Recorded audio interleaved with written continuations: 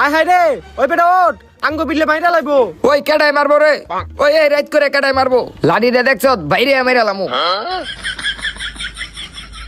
ওই কেডাই, ওই কেডাই? হাই চুপ, আমি ভূত। ভাই আমি বুঝি নাই তো, আমি কানা তো, আমারা মাফ করে দেন। তগরে আর কি মাপ করুম, তগরে তখন আমি মাইরাইলামু। আয় হায় রে ওই আয় হায় রে। না না না না।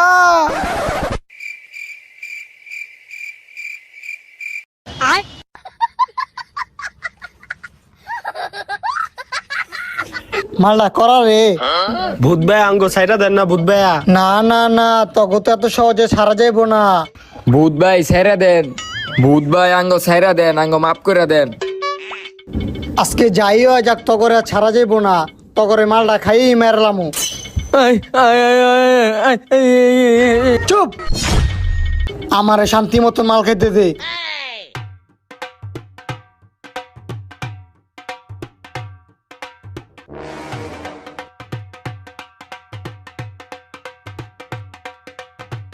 মালটা করা আসলো রে, অনেকদিন পরে এমন মাল খাইছি। তাইলে এখন ভূত ভাই মালের বদলে আঙ্গ সাইডা দেন। কথা খারাপ কস নাই, তোরা যেহেতু আমার মাল খাইছোস এই উপলক্ষে তোকে ছেড়ে দেওয়া যায়, কিন্তু তোকে আমার একটা কাজ করে দিতে হইব। কি কাজ ভূত ভাই একটু কন। তাইলে হন, আজ থেকে 300 বছর আগের কাহিনী।